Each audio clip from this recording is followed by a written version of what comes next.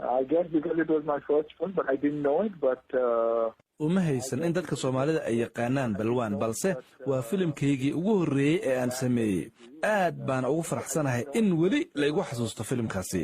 waxaan filayaa in filim soo saaraha uu ahaa qofka ii xulay inaan adeegsado magaca balwaan, maxaa yeelay balwaan macnaheedu waxaa waaye awood. marka waxay aamineen inaan ahay qof awood leh, waana taas sababta ay ugu yeeraan balwaan. And that's exactly the reason why they came up with that. Sunil Sheti, aad baad u mahadsan tahay. Fadlan marka hore waxaad inoo sheegtaa waxa aad ka ogtahay waddanka Soomaaliya iyo welibana waxa aad ka aaminsan tahay shacabka Soomaalida ee daawada aflaantaada. Soomaalidu waa dad jecel oo xiiseeya muusikada, shilimooyinka, waana dad faraxsan oo leh waddan qurux badan. dabcan waa qasab oo waa booqan doonaa. aniga oo keliyana maahane waxaa jira aktarro badan oo danaynaya inay booqdaan Soomaaliya. weli ma ku fikirtay inay jiraan dad Soomaali ah oo ku nool Geeska Afrika oo daawada aflaantaada kuwaasoo loo turjumay luqadda afka Soomaaliga? No, I definitely knew that because like I said, whenever I travel and you have dabcan aad baan u ogahay, maxaa yeelay mar walba oo aan safro waxaan arkaa dad aad u xiiseeya aflayntayda oo wata sawirradayda oo xitaa markay ila hadlaan ii sheegaya inay ka yimaadeen Soomaaliya. marka dadka aan arko oo Soomaaliya ka yimaado waxay ii sheegaan inay yihiin dad Soomaali ah. Soomaalida aad bay u daawataa aflaantaada, waxaana filmadii aan arkay ka mid ah filimka Dadkan Mohra oo aad wada jilaysaan aktarka caanka ee Akshay Kumar. marka ma jiraan wax aflaan ah oo ku saabsan ama ka turjumaya xaaladda waddanka Soomaaliya iyo welibana dalalka la midka? dabcan haddii aan fursad wanaagsan helo waan jili doonaa filim ku saabsan xaaladda Soomaaliya. Soomaaliya waa waddan intiisa badan dabiici ah, haddana dadka ay la daalaadhacayaan nolol maalmeedkooda, balse waa dad niyaddoodu ay degan tahay oo aysan jirin cid la mid ah dunida. marka haddii uu jiro qof doonaya inuu wax ka barto Soomaaliya, waa inuu eegaa dadka iyo niyaddooda wanaagsan. So I think if somebody needs to learn something about the country, it's about the never say die spirit of the people of Somalia.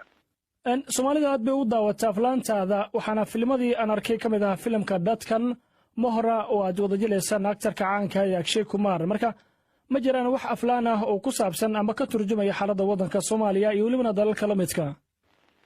Right. Yeah, but the only war-based films that I've done is films that are balse aflaanta ku saabsan dagaalada waxa ay ku saabsan yihiin dalka Hindiya, gaar ahaan arrimaha ku saabsan xuduudda. qof walbana wuu jeclaan lahaa in la soo bandhigo aflaan la xiriirta dagaalada caalamka ka socda iyo weliba dagaalada shacabka Soomaaliyeed ay wajahayaan. marka laga reebo dagaalada, waxaan rumaysanahay inay weli dadka Soomaaliyeed ay yihiin kuwa faraxsan oo rajo weyn leh.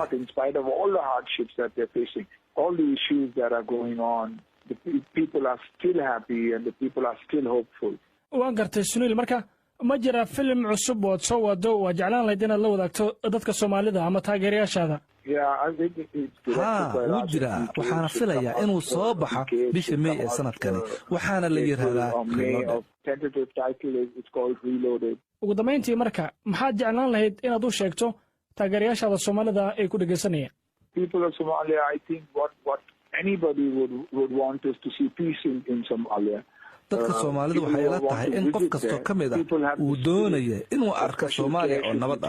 qof walba waxa uu doonayaa inuu halkaasi booqdo. shacabka Soomaalida waa dad niyad wanaagsan, waana taasi sababta uu qof kasta u doonayo inuu dalkooda booqdo. waxaan madaxda Soomaaliyeed ugu baaqayaa inay il gaar ah ku eegaan carruurta iyo waxbarashadooda. waa in diiradda la saaraa waxbarashada carruurta, maxaa yeelay carruurta Soomaaliyeed ayaa ah mustaqbalka dalka Soomaaliya. ugu dambeyntiina, waxaan taageerayaashayda u sheegayaa inaan jeclahay, waxaana rajaynayaa inaan Soomaaliya tagi doona mustaqbalka dhow. Lots of love and hope to